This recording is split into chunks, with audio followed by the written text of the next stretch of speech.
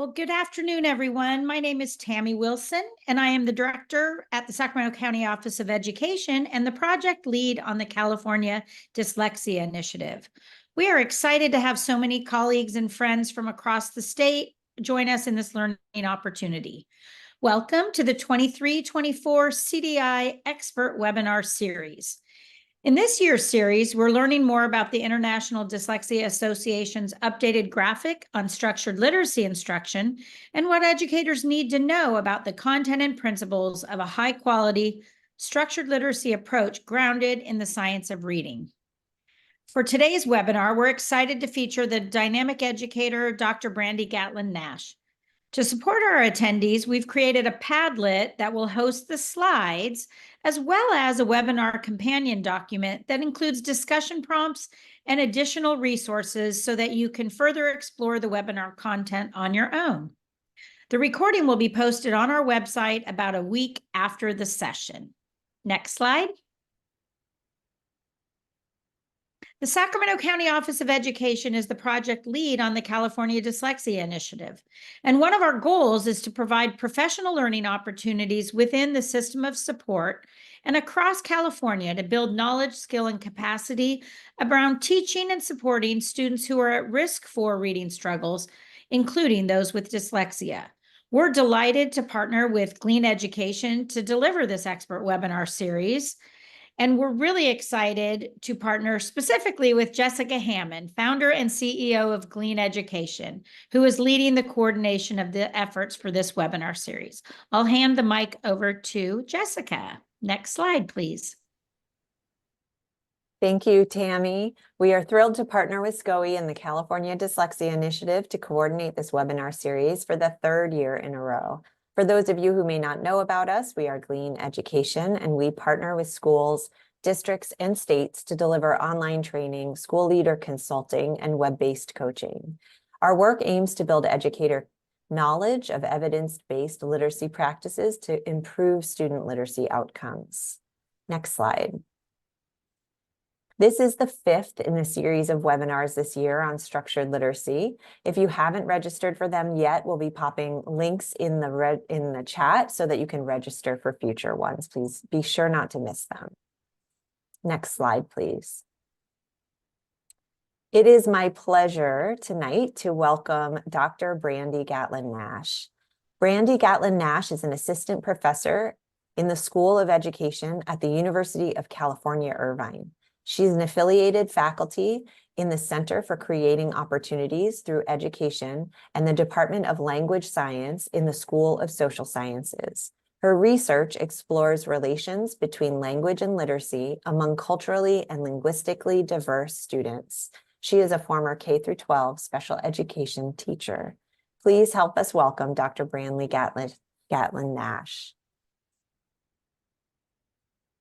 Thank you so much, Tammy and Jessica, for that wonderful introduction. I am extremely honored to be here today. When you all asked me to do this, I went through the list of people who had spoken and looked at a few of their videos, and just to have my name among those people who are so highly respected in the field is just such an honor to me, and I'm humbled, and I'm also really excited just to share what I've learned and just to talk about structured literacy and how we can help all of our learners. So thank you for having me, first of all. So what I want to talk about today, my agenda for today, is first I want to tell you a little bit more about myself and then get into language varieties and what does that even mean when we're talking about language varieties. I study language variety as it relates to literacy because, again, I am a former special education teacher and it's something that I'm really passionate about. We're going to talk about the relationship between oral language and literacy, and then what does it mean when we talk about bridging between dialects and what's the controversy behind that? And then I want to leave you with some practical applications because a lot of times I feel like in research, we talk about recommendations and we talk about what the research shows us. We don't really leave you with things to actually do in the classroom. So a little bit more about me. Jessica told you that I am an associate professor at University of California, Irvine. And I actually did a postdoc, or sort of like an internship, at Georgia State University. I had the honor of working with Nicole Patton-Terry and Julie Washington. Before that, I received my PhD from Florida State University. And before that, I was a special education teacher for 7 years in Pembroke Pines, Florida, which, if you're familiar, it's in South Florida, just between Miami and Fort Lauderdale.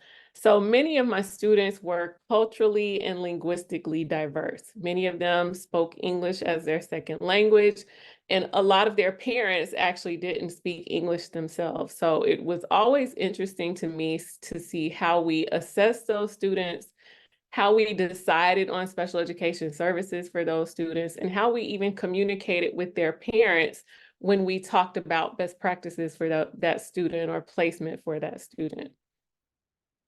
So when we think of linguistic diversity, oftentimes what comes to mind is English language learners or emerging bilinguals. And yes, 23% of our students actually speak a language other than English at home, and that number is continuing to grow. 10% of our students are considered to be English learners or to have limited proficiency in English. So of course, that's important. But I don't think that we need to leave what we call dialect speakers out of the conversation when we talk about literacy instruction or structured literacy for all learners, because we have students who speak what we refer to as non-mainstream varieties of English or non-mainstream American English. And by survey information, we know that many teachers don't feel prepared to teach those students who are speakers of non-mainstream varieties of English. So before we really get into dialect and language varieties, I want to just talk about what we are referring to when we use those particular terms. So if you look on the left-hand side, you have different words or different terms or phrases that we often use to describe what we might think of as correct English. And so going all the way down that list, a lot of times these words are used to describe standard English or proper English, but there's a negative connotation associated with many of those words that are more so at the top of that list. So if you think about it, we've kind of evolved and started to use different language that's more inclusive. So terms like general American English or standardized American English are more favored when we talk about language varieties because they don't have a negative connotation to them. And then the same thing with the words that are on the right. We've evolved from using words like incorrect English or improper English, even non-standard English, to talk about what we think of when we think of different varieties of English that might not be so favored in the classrooms. So just wanted to go over like what we're talking about when we talk about dialect and language variety. So what exactly is language variety? What is dialect? So if you ask a person, if you go up on the street and just to a person on the street and just ask them, well, what is a dialect? You might get a response that says something like, oh, we went to Boston for a vacation. The people there sure do speak a dialect. So some people think of a dialect as being something that other people speak in another part of the country. You can tell that a person is from a certain part of the country because they have this dialect. Another person may say, I know we speak a dialect in the mountains, but it's a very colorful way of speaking. So a person may recognize that they speak a particular dialect. It may be something that they're very, they appreciate that they speak this dialect and it's part of their identity. Another way that some people might think of a dialect is someone may say, the kids in that neighborhood don't really speak English, they speak a dialect. So they think of dialect as being something less than, or not even quite English, not even a language. So from a popular viewpoint, those are terms that you might hear. But when we think of it from a linguistic standpoint, a dialect or language variety falls somewhere along the continuum of an accent, different ways that we pronounce certain words, and a language. So somewhere in between an accent and a language is a dialect or language variety. A very important thing to remember is that language varieties are systematic they're rule governed, and they're valid. And they have distinct features across all domains of language. So that includes phonology, the way that words sound and how we pronounce words. It includes morphology, which deals with morphemes, word endings, the different ways that we change words. And then also semantics. It deals with the way that we use words to describe certain things. It also deals with syntax, grammar, the way that we put words together to make sentences. And it also deals with pragmatics, because if you think about it, most of us don't speak to our relatives, especially our older relatives, the same way that we speak to our colleagues.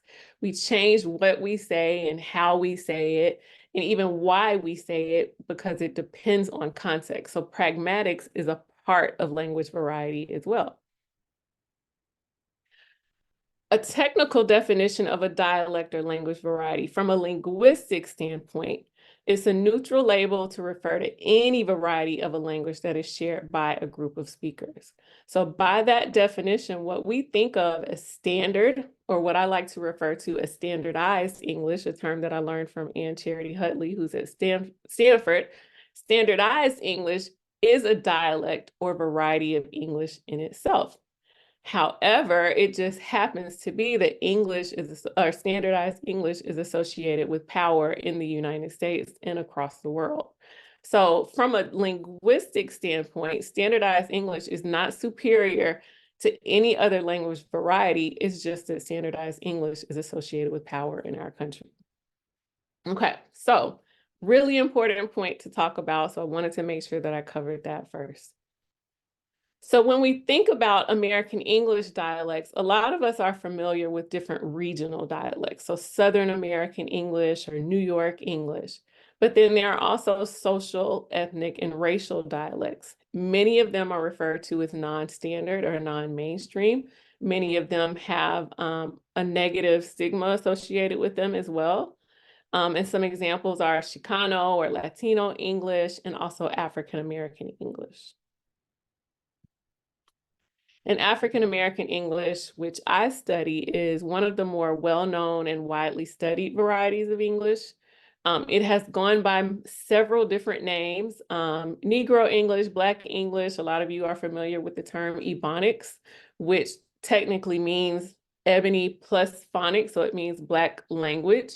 African American Vernacular English, African American language. I've also heard the term Black language. So it has gone by many different names.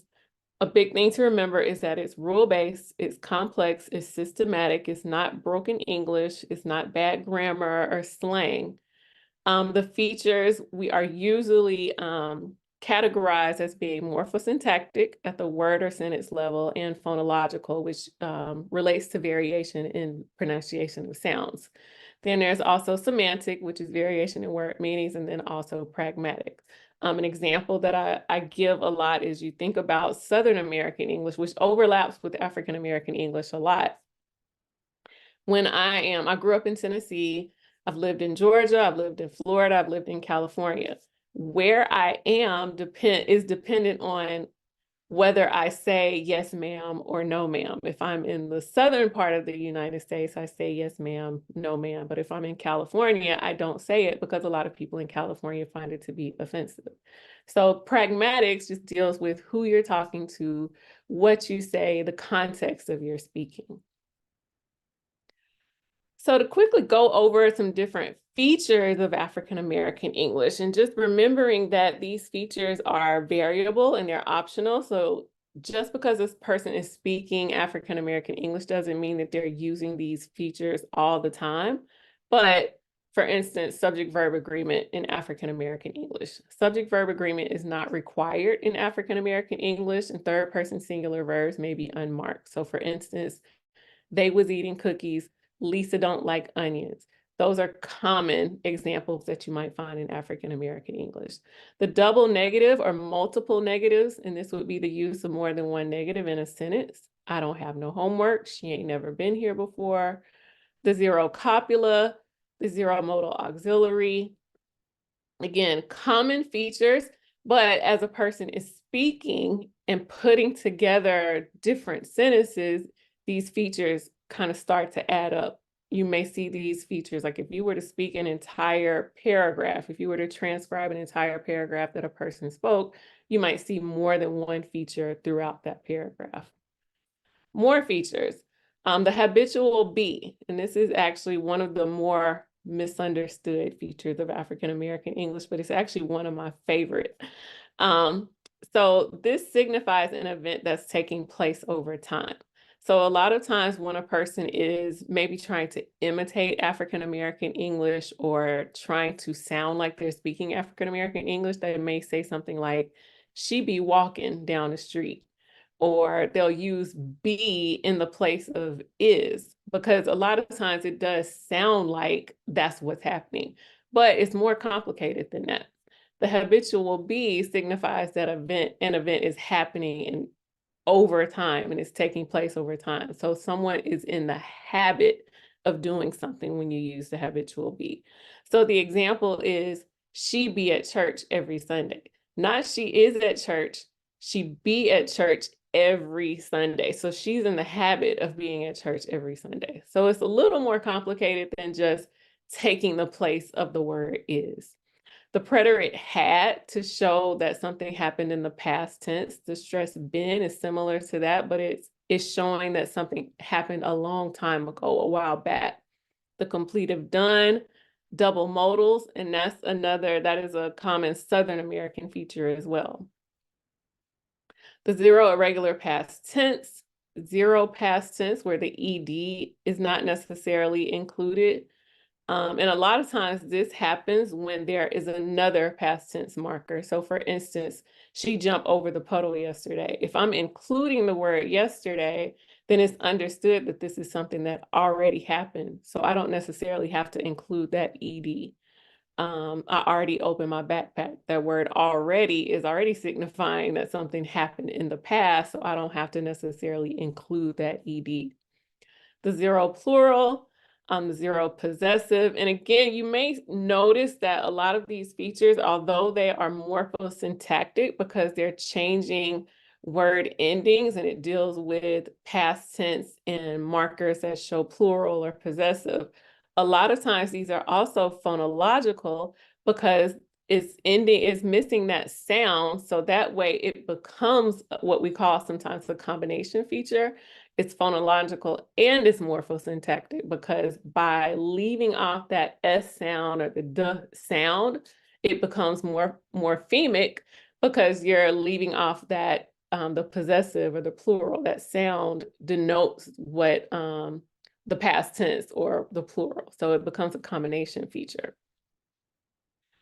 So some features are purely phonological. So the substitution of the with t and duh in post-vocalic positions. So the stereotypical dis, dat, dees, and does.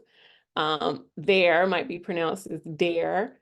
And then the substitution of the for ft and v in intervocalic and post-vocalic positions. So smooth might be pronounced as smooth.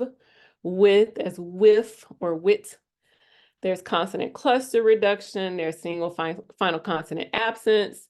G dropping, which I'm sure many of us do, whether you speak African American English or not, but when you're speaking informally and even when you're speaking formally, you don't necessarily pronounce that G at the end. But one point that I want to make about African American English is that it's not just one of these features here and there. It can be many of these features and a combination of these features in one conversation. So it gets to be a little bit complicated. Syllable deletion is also a common feature. So when we talk about African American English, many times, again, that's one of the more widely studied varieties of English. But if you think about it, if you're listening to this and you have relatives that are in the South, or you've been to the South, or you're from the South, then you probably recognize a lot of those features. And you probably think, oh, I use those features, or I have relatives who use those features. I've heard those features. Because of the history of our country, there is significant overlap with Southern American English.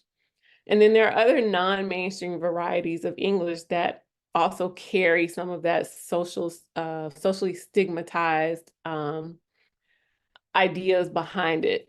And then there are also community-based dialects or varieties of English. So you have Appalachian English, Gullah Geechee in South Carolina.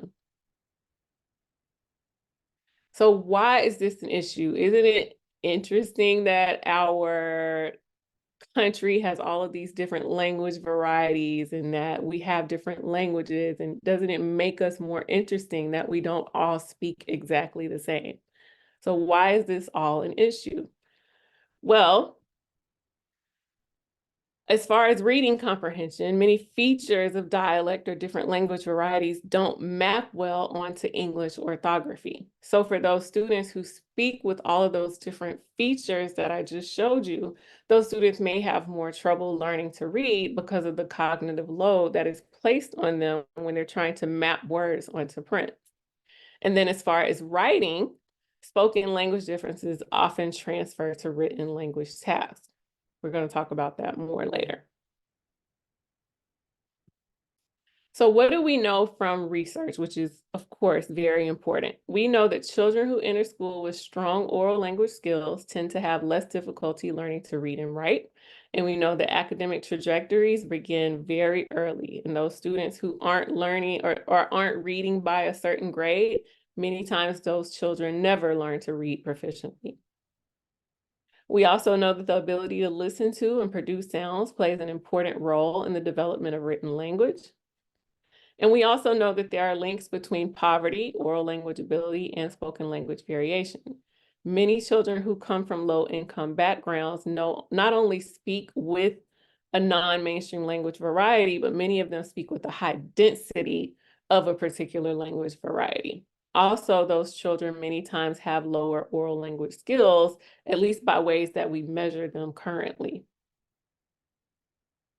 So when we talk about oral language and literacy together, oral language affects learners when they're beginning to read. We have to have knowledge of different words in order to map those words onto print. But if you're a student who pronounces words a different way, when we try to map those words onto print, it may be a bit confusing for you. And we also know that there is a significant relationship between oral language and literacy for those who have entered the reading to learn stage. So think about those models of reading.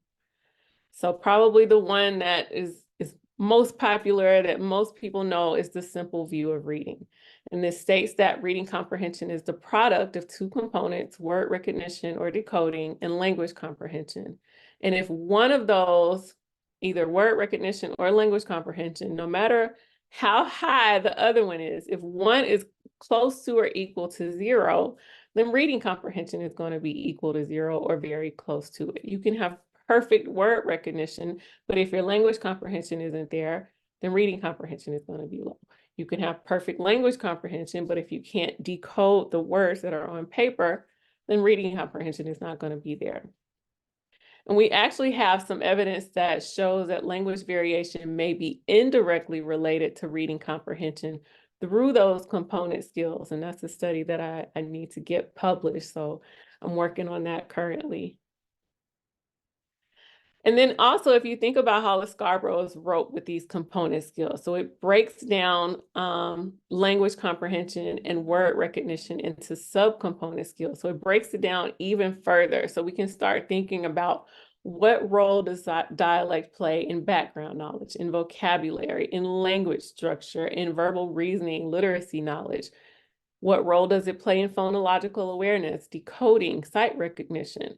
And when we think about how all of that plays out in that woven relationship between those two, and then you get skilled reading, what role does dialect play in all of that? And that's something that we as researchers are trying to figure out. And then there's also the componential model of reading. So that basically states that, yes, we have the simple view of reading that takes care of one domain, the cognitive domain. So there's word recognition and comprehension there.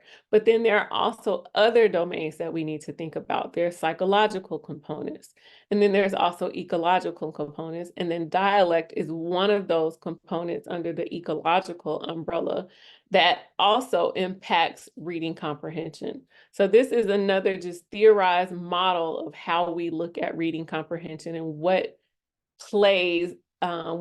factors play a role in reading comprehension. So when we think about language variety in particular in literacy, recent research has addressed differences between non-mainstream American English and general American English in relation to language and reading outcomes among children. And most of this research has been largely fueled by academic achievement or opportunity gaps.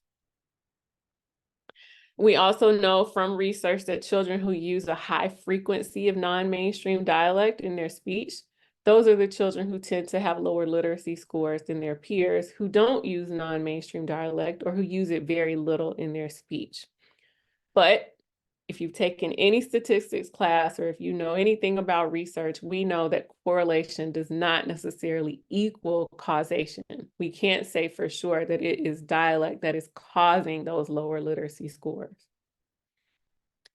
So there are three major theories to try to explain that relationship. So there's the linguistic bias hypothesis, and it states that teachers may perceive students who use non-mainstream American English as being less capable than their peers who do not use NMAE.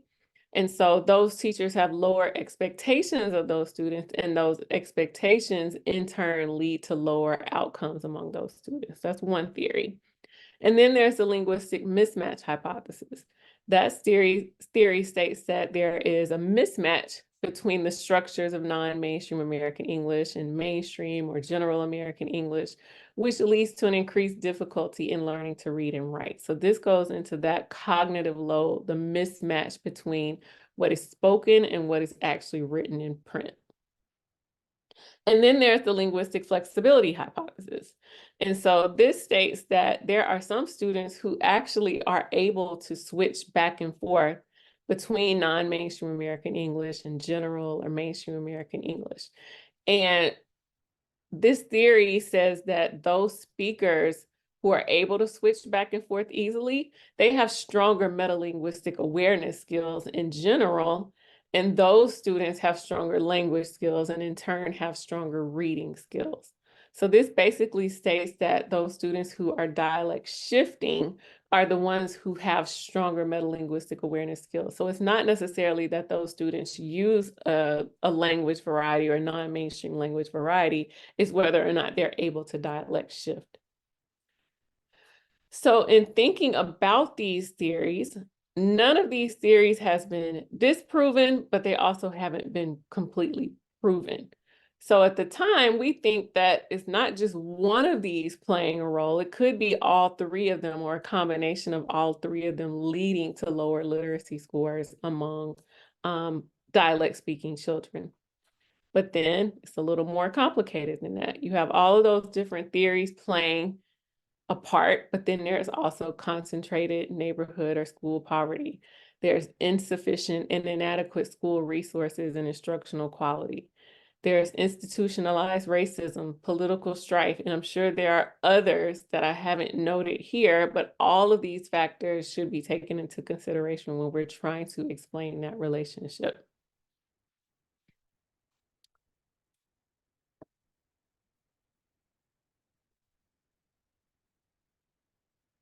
So recently, there has been a lot of talk about bridging between dialects and what exactly that means, going from one dialect to another and talking about different language varieties. So first, before I get into that, I want to talk about social justice in language, and then get into traditional and newer methods of bridging between dialects. So what is social justice? So social justice deals with equitable distribution of resources, respect for human rights, equitable access to opportunities, political representation, cultural respect, and social recognition. And when we talk about language and social justice, preventing linguistically minoritized groups from participating in civic and community practices in their home language limits their access to broader social institutions. So when we prevent those students from participating in the language in which they feel most comfortable, we're actually limiting their access to broader social institutions. So when we talk about bridging between dialects, you probably have at least heard of most of these if you don't know for sure exactly what they are.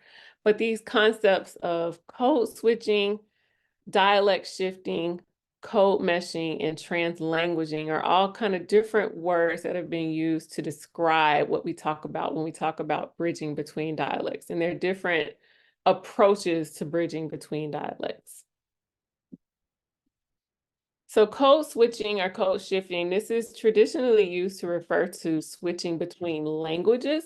So when you're switching between Spanish and English or different languages, and we usually will say code switching or code shifting. Now, I know I am guilty of saying code switching or code shifting when I'm talking about dialects, but traditionally, this is used to refer to switching between, going back and forth between different languages.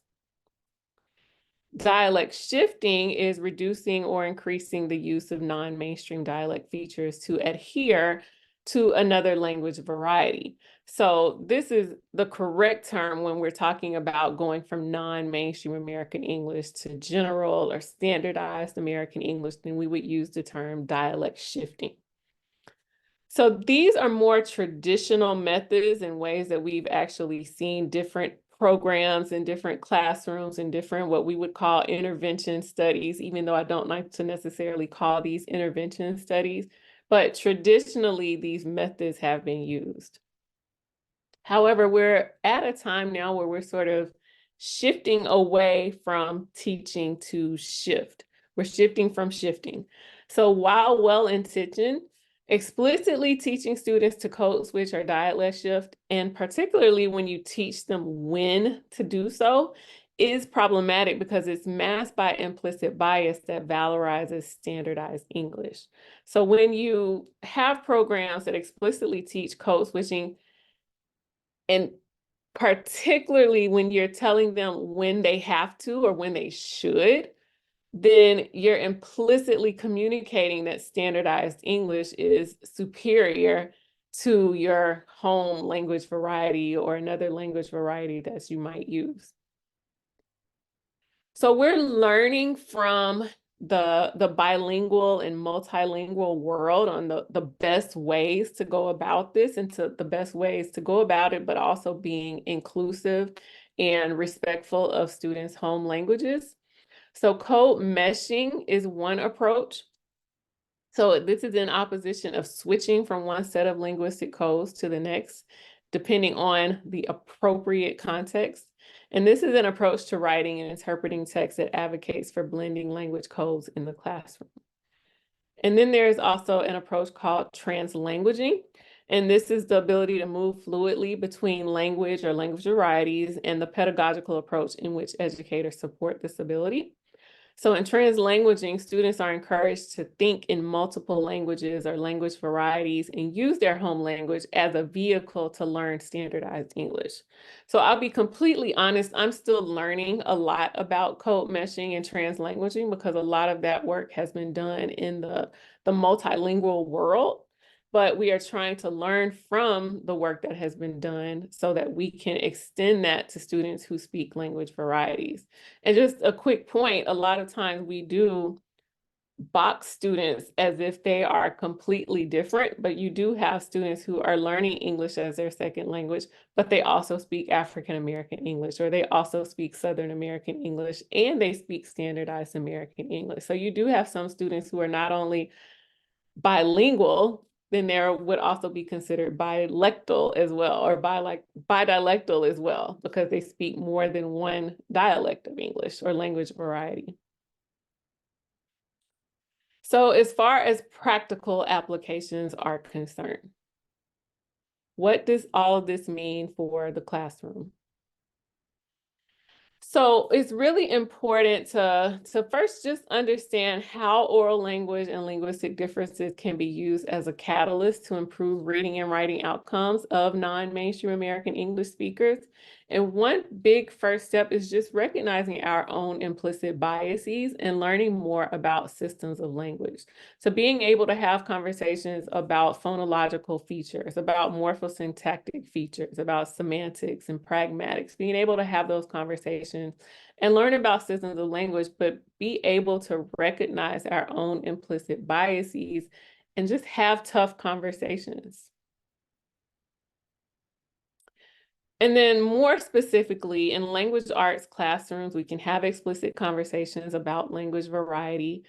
We can expose children to written language or literature that incorporates non-mainstream language variety. So some different examples: Virgie Goes to School with Us Boys, Marcia.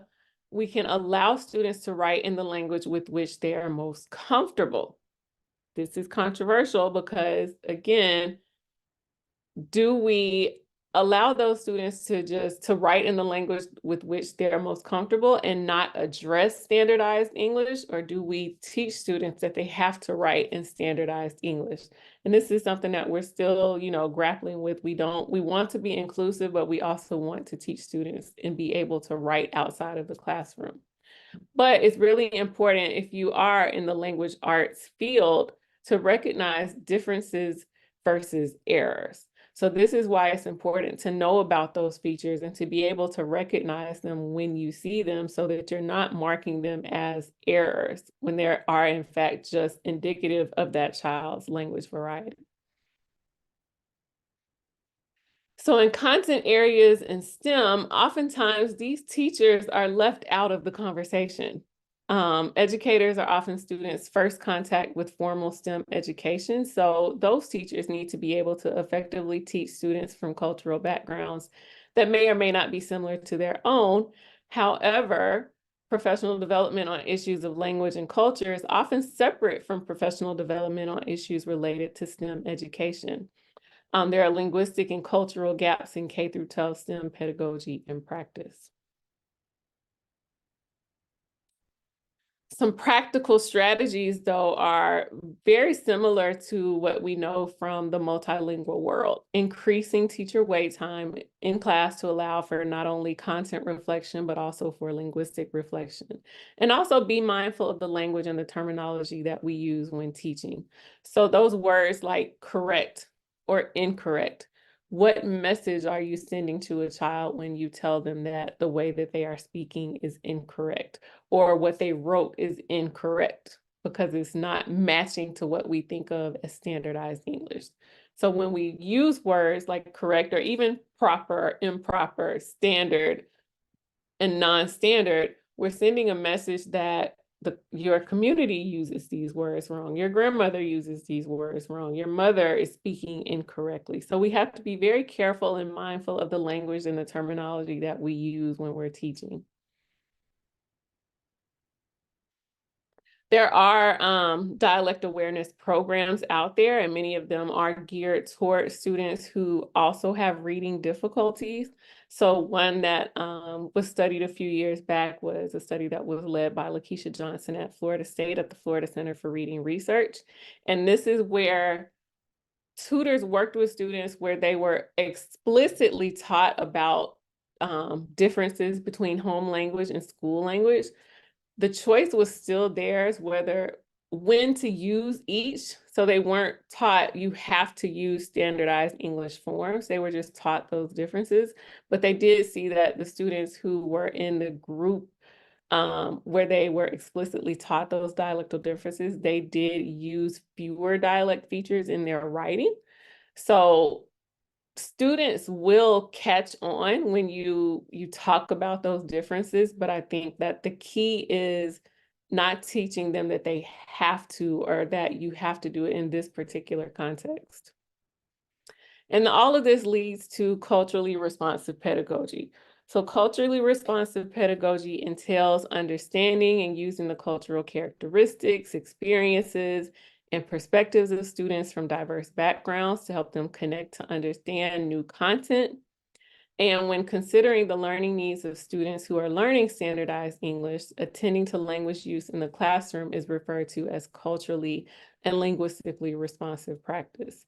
So as you're teaching students, we're not thinking about just a one-size-fits-all approach. We're thinking about the science of reading and structured literacy, but we're also thinking about the individual needs of those students who are in a particular community. So you're getting to know your students. You're taking what you know about the science of reading and about the simple view of reading from Hollis Scarborough's rope and all these evidence-based practices, but you're also taking into consideration the culture of those students. So some closing thoughts. There's a profound, complex, and multi-layered connection among language, identity, and education. So if you think about the first language that you hear, the language that you hear while you're in your mother's womb, you're going to be deeply tied to that language, and that language is going to be deeply connected to your own identity and who you are as a person. So this is why this is often a very controversial topic, because many people are deeply connected to what we think of as African American English, or what many people think of as being non-standard.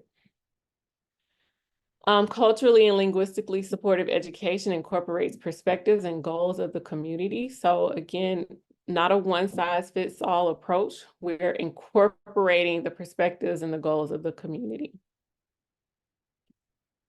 And before we can make recommendations or say this is what works, we have more work to do to get to those evidence-based practices and what are the best practices for reaching children who have dyslexia or who are struggling readers who also happen to speak with a language variety. We still have a lot more work to do to get to those evidence-based practices, but we're making strides, and we will hopefully get there soon.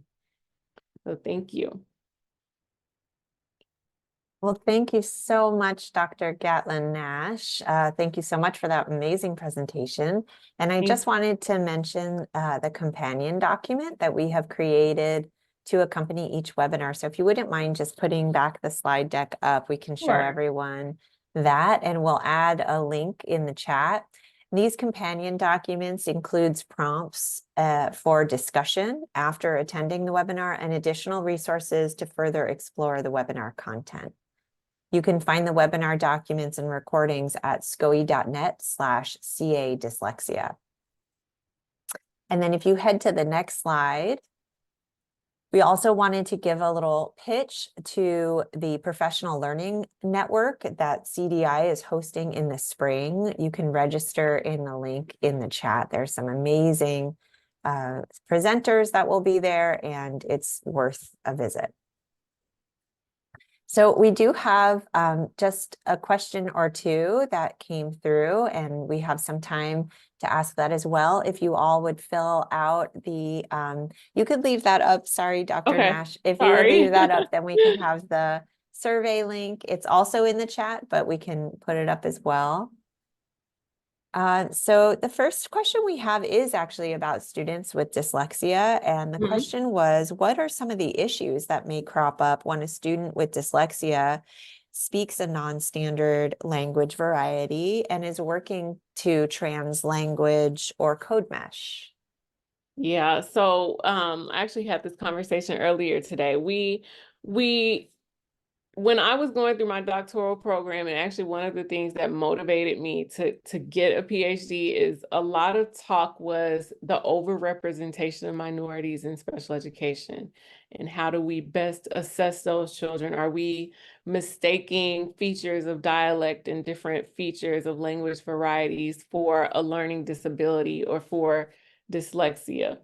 And the research started to look at, okay, these are differences and these are errors, and trying to distinguish differences from errors. So then we realized that in practice, a lot of times what might be happening is that we wait because we know that a child speaks another language or because they speak with a language variety. We wait and we may not assess them because we think, oh, this is just a difference, it's not a disorder. So a lot of students ended up being not given services or not receiving assessments because we didn't want to mistake their language difference for a disorder or dyslexia or some sort of language impairment. So now we've kind of started talking about the underrepresentation of minorities in special education, because we may be missing those students because we're not actually even assessing them. So now we've kind of started talking about disorder within differences or disorder within dialects, and trying to make sure again that we know our community and what's typical of the community, so that we'll know what is atypical, so that we can recognize it when we see it. So we're not missing those students, and we're getting them the services that they need, but we're also not giving services to a student who doesn't truly have a disorder. Now, when we talk about code meshing, translanguaging, particularly for students who have dyslexia, that's something that we're still learning about. It's not something that we have, the perfect answers for, because this is still a very new topic, and it's also a controversial topic. If you remember the whole Ebonics debate about, well, it was almost 30 years ago now. A lot of people, because of that, they didn't even want to do research in this area. So now we're just kind of picking it back up. It's sort of like with multilingualism and bilingualism, you had Proposition 227, and now we're realizing that being bilingual has cognitive benefits. And so we want students to be bilingual. So now we're getting to the point where we're realizing that it's not a bad thing to be able to speak another dialect. We actually want to push you to speak another dialect, and we want you to be able to use it creatively, but we also want you to be able to use standardized English. So I think that's one of the messages that we want to send with translanguaging and with code meshing. We don't want you to stop using that dialect that you're comfortable with, but we want to expose you to standardized English as well. So interesting. Thank you. Thank you. One more question that we have is, how can Mhm. structured literacy, you talked about this a little bit at the end of your lecture, but how can structured literacy support students who have non-standard language varieties in school? So I think in the same way that we support all of our students, but there may need to be more emphasis on certain things. So if you remember when I was going over the features, a common feature is final consonant absence or consonant cluster reduction. When we're talking about phonological awareness or phonemic awareness, a lot of times we give students an object, and we might say, tell me the sounds that you hear in this particular word. So for instance, I might hold out my hand. So a student who is an African American English speaker may say, ah, mm. So there may need to be an explicit conversation and say, we say it as hand. So you make sure that they can actually hear the d sound at the end, because they may not pronounce it that way. Or another example I like to use is the word bath. So a lot of students might say, I'm about to take me a bath. So bath for them is BAF, and that may be their representation of it, but when they see it in print, it doesn't match the concept that they have in their mind or how they've operationalized what that word means. So there may be some mismatch there. So there may just need to be explicit conversations about those differences. So we can still use the science of reading to support them, but there may just need to be a little bit of a supplemental part where you're explicitly teaching those sounds, and maybe even talk about differences. Some people don't like to use home language and school language, because, if you say home language, then that infers that is not acceptable in school, and that's not necessarily the message that we want to send. But we're still trying to figure out the best way to operationalize and to say what we mean when we use those words. And it seems like there are some pretty important implications for teacher training in terms of Mm-hmm. helping in Yeah. teacher training, being specific and explicit about these linguistic differences so that Right. teachers also understand the mechanisms behind it. Can you speak Right. just a touch to that? Yeah, definitely. There's one example I like to give, and this was something that I saw or I observed when I was a doctoral student at Florida State. We did video observations where we would code in a language arts classroom, a first grade language arts classroom, during their language arts block, during that 90-minute block. And we would watch the video and we would code for about 10 students in the classroom and code whether they were receiving whole group instruction, small group instruction, code focused instruction, meaning focused instruction. So we would watch these videos and you had to watch particular students. And on this particular day, I was watching a Black boy, and I call him Malcolm. I gave him a name, but he was sitting in the corner and at his desk in the corner, and the teacher is going around the room and she's priming the children for background knowledge because she's about to read a story. And she asked the students, who knows what the word strain means? And Malcolm raises his hand and he says, oh, I know, it's like a rope except smaller. And so the teacher just kind of, no, that's not it, Malcolm. And she calls on another student, and then another little girl kind of just tells her, strain is when you squeeze like this. And so she praises the student for giving that answer. And if you're looking at Malcolm, Malcolm is playing with the pencils in his desk. But that teacher evidently didn't have knowledge of dialect and what it sounds like, because if you're from the South, you might have recognized what I'm talking about. But if you think about it, he was actually spot on. If she would have asked him, well, what do you mean by that? That's probably the way that he would pronounce string. So I tied my shoestring. So for him to say it's like a rope except smaller was actually pretty advanced. But because she wasn't familiar with, how dialect sounds and what the features are, I'm guessing that she wasn't, then she wasn't able to get why he gave that answer. She probably just thought he was trying to be funny. He was trying to be a class clown.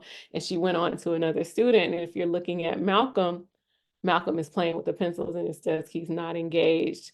And this is just one literacy block or one language arts block in one classroom, in one school. So these are things that are probably typical of everyday occurrences for many students. So if you think about if that happens in one classroom or one day, think about what happens once that happens over time. So yeah, I think just teacher preparation and teacher development should have some component where language varieties are talked about and taught. I think speech language pathologists are at least exposed to it, even if, if it's not deep knowledge of those features, but at least they're exposed to it. And I think teachers should get that same professional development. Especially when it's so important to the inclusion Right. of students in your classroom. Do you have Right. suggestions for resources where in-service teachers could potentially go So to the find? Linguistic Society of America has, if you just Google Linguistic Society of America and African American English, you'll find a page that talks about Ebonics or African American English and what exactly that means and some of the features of it. And then you can also visit ASHA, which is the American Speech, Language, and Hearing Association. ASHA has a statement on dialects and language varieties. And then I also, I don't mind sharing, different articles that I've written, where I explicitly talk about features and different things that we can try in the classroom. So yeah, I don't mind sharing those if you'd like for me to Great. send those as well. And I Yes, also please. think that at the end of this presentation, I'm going to send the references for the presentation. So you should be able to take a look at those as well. Excellent. All right, great. Well, thank you, Dr. Gatlin-Nash. I can't thank you enough for that wonderful presentation. And on behalf of Glean Education, the Sacramento County Office of Education, and the California Dyslexia Initiative, I just want to thank you for your time today. And thank you all to our wonderful attendees. We look forward to seeing you at the next webinar with Dr. Margie Gillis on structured literacy to support students with dyslexia. And that's on March 14th, 2024. You can register for that event. We'll have the links in the chat. Goodbye, everyone, and thank you, Dr. Gatlin-Nash. Thank you. Thank you for having me.